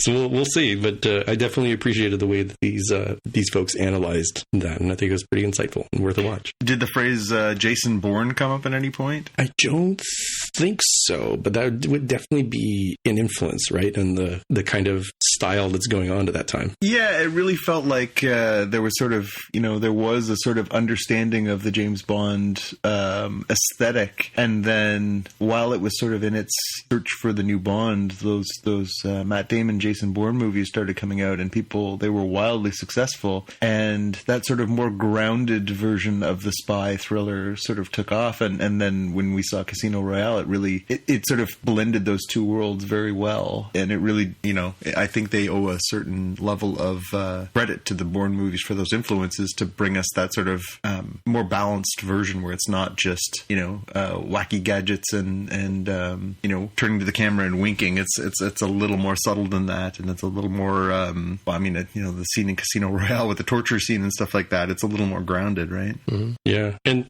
I think not so much a preview for No Time to Die, but pretty soon here, there will be a new James Bond. I'm kind of surprised it wasn't this movie, because it sort of seemed like Daniel Craig wasn't coming back. But I remember how fans were, including myself, when they made the announcement of Daniel Craig being Bond for Casino Royale. Blonde Bond. I'm like, the Russian spy dude is, who obviously would play that role in older Bond series. That dude is James Bond? I don't know. I just came out of the Pierce Brosnan era. I don't know about this. And yet now I look at it and be like, obviously that's James Bond when I see his face. Yep. And we'll go through this yet again very soon, in a year or two, possibly, 3 or 4. But when there's a new Bond, come back to this episode. We'll do follow-up and see, remember when everybody was super upset and hurt when Daniel Craig was cast? It's be whoever, the lucky actor or actresses will go through the same sort of thing. Yep. Well, and he's now, he's the third, with the 5th movie coming out, he'll be the 3rd most Bond movies, right? He'll have passed Brosnan, and it's only Sean Connery and Roger Moore ahead of him. Norton, both of whom played that character well past probably their best before dates. But one came back even after that, right? I feel much more confident in Daniel Craig at his age to pull off a believable spy than maybe what Sean Connery was in his last role, and certainly what Roger Moore was by his last role. Yeah. So I don't know if you guys have ever seen this one particular YouTube channel called Nerd Writer. He does similar things. You probably should check some of these guys out, Jaime, because he does sort of visual essays on different subject matter. Like he's doing one right now on or did one a couple of months ago on The Parasite. I stumbled across him because he examined a musical group that I follow, Steely Dan, right? But he does really interesting things, like how Andrew Wyatt paints a painting, how Bernie Sanders answers a question, and they're really intelligently written, thoughtful pieces. So you should check them out. I'll find some examples to show you. But if you're into this kind of like essay on particular character, that kind of stuff, he does these kind of pieces. So check that out. Anyway, my thing this week is, it's not so much a watch list, it's a what I watched list. My sister and I went to see 1917 the other day because I figured I wanted to see it in the theater before it's gone. It's no longer playing in the fancy smancy 4Ds and IMAXs. It's just playing a regular theater. So I just went down to the Beaches Theater, which is just down the street from me here. It's not a very big theater, but I wanted to see this movie in the theater because of a couple of things about it. And I don't know if you guys have seen it or not, but it's very reminiscent of a sort of a Memento kind of movie, where if you remember, Memento was kind of a movie you kind of sort of had to watch once, because once you figured it out, you kind of, once you got to the end of the movie, which was actually the beginning of the story, the reveal had happened. This movie is interesting because it's meant to be like one continuous take, right? The cameras walk with the guys as they're going through their little adventure, and it's a really interesting way that they portray the way that life was like, what life would have been like in the trenches in France and Germany. I'm not sure exactly where this one takes place, but it's April 6th, 1917 is the date of the movie. I'm not sure if that has any historical significance. People can let me know if they know. Anyway, so it kind of follows these guys, and it's amazing to see how like horribly these guys lived and the kind of things that they had to deal with to get from one point to another. They have to get to this particular. They have like 8 hours to get to somewhere and stop a battle, which I think everybody kind of knows. That's just the sort of gist of the movie. But it's what happens to these two guys along the way that's kind of amazing or interesting, and as the story goes. But also because I talked about it last week in the visual effects category, where the visual effect artist had sort of broken down how the movie was made, and it's really cool. Like there's I think I put a clip in last week's show notes that shows from Twitter where you kind of see how they had two guys carrying. They had a crane that followed the actor as he walked through the trenches, and then the two cameramen go and grab the camera while it's still rolling and pick it up and carry it over to a truck and then put it on the truck, and the truck starts to move as the guy starts to run through the battlefield. Right? That's how it kind of like behind the scenes inside baseball kind of way that they filmed this. But when you watch the film, there really are only like 3 or 4 places where they could have actually made a cut in the shooting, right? So it's got that Paths of Glory. Stanley Kubrick used to do that a lot, where he would have one continuous take. It was like in Paths of Glory, he has Kirk Douglas walk from one end of a huge castle to another, or walk through battlefields and stuff like that. Very similar to this kind of movie. He did that in 2001: A Space Odyssey. He did that, of course, with Eyes Wide Open, Eyes Wide Shut was the name of the movie. Eyes Wide Shut, yeah. Yeah, he did that a lot in that one, where you have continuous scenes of Tom Cruise walking through New York and that kind of stuff. But it's a good movie. I think whether it's probably, I still don't think it's the best movie I saw last year. I still think Parasite was way better than this, for obvious reasons, and clearly a lot of people agreed with me. But yeah, I think it's worthwhile seeing this one. Jonathan and I used to have a rating system where we would say, is it a rental, right? Mm-hmm. And meaning what that meant was, back in the day, you either went to the movies and you stood in line and you watched the movie on the big screen, or you waited till it came out on VHS and you watched it at home. I think you want to watch it on a big as big television as you can, or in a movie theater. I think it would be interesting to see it in IMAX if that was how it was intended to be seen initially. I don't know if it was in IMAX initially, but it does need to be enjoyed on a grand scale. But definitely, I would say it's pretty close to a rental. The story is pretty good, but it really does sort of portray how, I guess, the life in the First World War would have been like. But as much as you could experience it in an 8-hour span, which is how long the movie takes, like in terms of real time, right? It's meant to be like, it's a 2.5 hour movie, I guess, but it covers 8 hours of time in the movie, and I'm not going to give that away. But sort of like Dunkirk in that sense too. Dunkirk had that same sort of feel. There's more stuff happening in Dunkirk, as Dunkirk bounces around from different storylines, so they all kind of tie together. But this is an interesting movie from how you go from point A to point B and what happens at the end, right? So it kind of comes full circle at the end, which I won't give that away either. But definitely check it out if you can. Can I just piggyback on you for 1 second? Yeah. I listened to a podcast this week that sort of ties in. Your 1917 recap reminded me. So there's a podcast called The Rewatchables on the Ringer podcast network. And Rewatchables, the idea is these are the movies that you love to just sit down and rewatch. If you stumble across them on TV, or if you see them, sort of partway through, you'll stop because you love this scene or that scene, or just they're just very rewatchable movies. And so usually it's any number of the staffers from The Ringer, which is a sports and pop culture website, that do this. But I guess around the holidays, Quentin Tarantino joined them for a couple of episodes, 3 in a row, and they let him pick the movies, and he picked Dunkirk as one of his movies. And so I listened to it. It was about an hour and a half, hour and 40 minutes of him and a couple of the senior editors and film critics on there talking about why Dunkirk. He basically starts the argument by saying Dunkirk is the second best movie of the last decade, really? and then talks about it from the director's perspective, from the filmmaker's perspective, all the tricks, all the stuff. And for people who love movies, to hear somebody like Tarantino, somebody as smart and savvy a filmmaker as him, analyze how Chris Nolan makes a movie, it was fascinating. It was utterly fascinating. I highly recommend, if you're a fan of Tarantino or a fan of Dunkirk or Christopher Nolan's films, that's definitely worth a listen. It was really, really interesting to hear him break down how you decide to do some of these scenes and how you shoot it and why it works. And of course, Dunkirk's got that very sort of initially complicated. You were talking about things that require a second watch, right? How Dunkirk really benefits from a second watch because it's got that sort of triple timeline narrative thing going on. Yeah.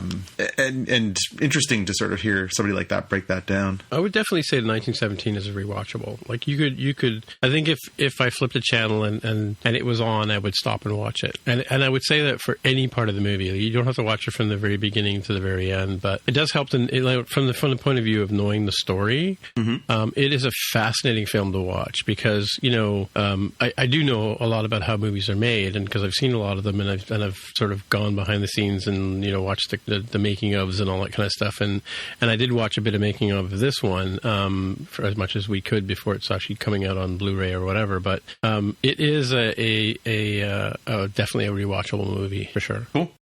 Get on it. Right, well, I guess that's it for another week. So, hey, Jonathan, if people want to get in touch with you, where would they look?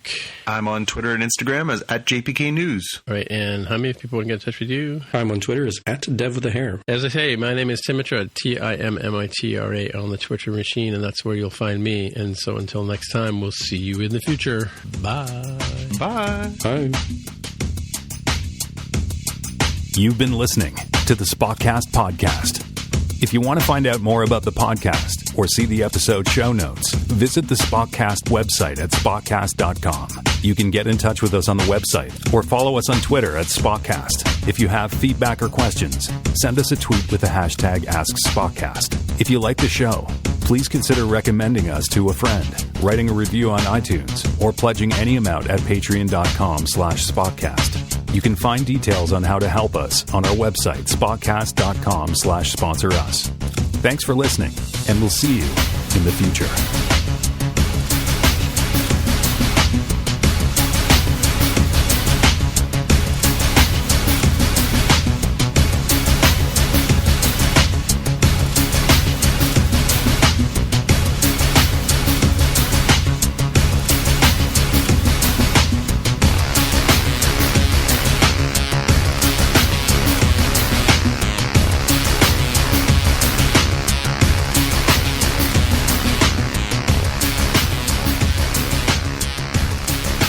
actually said 2 to beam up today, didn't he? He did. 2 to beam up. Beam me up, Scotty. And choose not to die. And he never called Riker number 1. No, it's true. Hey, by the way, was this episode directed by Riker? No. Oh. No. I saw on Instagram today that Isa Briones, the woman who plays Soji, posted a picture from the set of this episode, right. And it was her with the 3 of them, with Marina Sirtis, Jonathan Frakes, and Patrick Stewart, but also dropping by the set for a visit were Michael Dorn and LeVar Burton. Oh wow! Really? So she's got a picture of her with the 5 of them, and she's just like, yeah, like pinch me, you know? Oh like, my god, yeah. You know, like, again, you're only a couple away from a full house on that one. Yeah. What's your Twitter handle? That's a good question. I think it's just Isa ISA. Yeah, Isa Camille Briones. ISA. She's a fun follow. She's having a really good time being. How do you spell it? ISA. ISA CAMILLE BRIONES. Not coming up. ISA CAMILLE. Anyway, it's a verified account. So, but yeah, she's a fun follow. She's having a good time, sort of enjoying the spotlight, and she posts a lot of the Instagram stories where she's just finding herself in these weird situations and makes a little video. See this that photo. It plays into my call in the shot ahead of time of the Enterprise arriving and being the last thing we end up seeing for the season. It's like the Enterprise has arrived, and Worf is like, Admiral Picard, I've come with the Enterprise. Also, I picked up Geordi on the way, so he can probably help too. He's hitching a ride with me. That's right. Yeah, I think, I don't know. I think it would be far more satisfying if we do get any more cameos. And obviously we've gotten, 7. We got Hugh. We got, it's more than a cameo. But if we got these sort of appearances by these established characters, it would be a lot more satisfying if we got them sort of staggered out. I don't want them to, as much as fun as it would be to see, all 7 or 8 of the original, crew in one spot. I think it'd be nice to sort of have him accidentally, in his adventure, bump into Wesley Crusher and bump into, the Doctor, and am I the only one who's just had this across their mind? Aren't you a little bummed that he didn't end up with the Doctor in some capacity? Who? Picard? Picard. Yeah, weren't they good buddies though? Yeah, I think they sort of ended up as buddies, but after all that flirtation, you feel like, there should have been some payoff. Mm-hmm, mm-hmm. He did marry her in the alternate future and all good things. That's true. Married and divorced. So, who's to say that didn't happen? Yeah. They would have made some reference to it. It's, when he made some reference to like, getting old and dying or whatever in tonight's episode, it would have been pretty depressing if, he's like, yeah, I was just, waiting to die with my hag of a wife, the Doctor from the Enterprise. I figure maybe they're old enough where they had gotten married and then divorced, and then, because people were wondering when he had that doctor from the Stargazer come and give him his, medical marijuana prescription. Like, well, couldn't have been Crusher. It's like, bro, what if that's his ex? Are you going to call your ex and be like, I need you to commit this ethical violation and crime for me so I can go off on this crazy trip? Yeah. Who's more likely to help you than your ex-wife? It's already weird and sketch as it is. Like, he may or may not have murdered her husband, depending on people's theories about that. How accidental Jack Crusher's death was.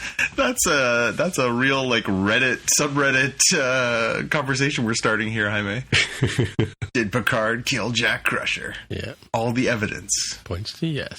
Yeah. Welcome to the /Did Picard kill page on Reddit. Yeah, they're like, I'm quite certain that of all the combination of various theories and speculations that have been on Reddit, I'm sure at least one of those has figured out all the plot. It ended up happening with Discovery. I think probably for both seasons. Even though we're talking about like, these various hypotheses have been disproven, like maybe not, because Reddit just adapts. It says, all right, so Commodore O did the mind meld, but you know why? Because actually she is from the future where the Vulcans and the Romulans have blended together. So actually she's technically Romulan, but she's like future Romulan Vulcan hybrid. And that's why she doesn't have the eye protection. She needs the sunglasses, but also she can mind meld. So there are still people who are convinced that Rios is a hologram, despite us seeing him go on an away mission. Like, oh, but also, didn't he sleep with Agnes? Right, and so, or was that all in her head? Was that the way force field projection? Well, it's similar in that it's like, well, the EMH from Voyager had the future technology for the mobile emitters, and maybe he's got something like that. He got it black market or something. People stole it out of the database from the archives or something. Like, all right, maybe. I can't disprove what you've said. It's in these moments that I can't decide if I'm spending not enough or too much time on Reddit. Yeah. It gets nutty for sure. I haven't spent any time on Reddit. It's because you're a better person than I am, Tim, and you don't. It's too much reading. I think too much reading. Don't follow my example. No, it's called wisdom because I share it with you and be like, don't go in there. Right. And the one of the fails, I think, isn't Daniel Craig supposed to host SNL this week because he was going to be promoting the new movie? Oh, was he really? Yeah, that's true. I think so. Oops. But Isn't that going to happen or no? Well, it's still happening. Yeah, he's rehearsing right now, so I guess it's got to come back. I guess they got to reschedule him. Hey, I got this great movie you guys want to see. It's coming out in like 8 months. Mm-hmm. Yeah, I mean, I imagine he probably showed up on like Colbert and Jimmy Fallon, and he's been probably on every show, right? Mm-hmm. Now they got to do it all over again, or we're talking in generalities so they can rerun those episodes without anybody being the wiser. Yeah. That's what they'll do. They'll just re-air that episode of as a rerun next year. Remember that time Daniel Craig was on? Yeah, that one time. This one time, SNL. Yeah. All right, I think it's time for bed. Yeah, me too. Gotta call it a day or a night or whatever. Jaime, we look forward to hearing more about your excellent job opportunity. We're hopeful that you will have a great endeavor. Was it join the NHL team in Seattle with my witty puns?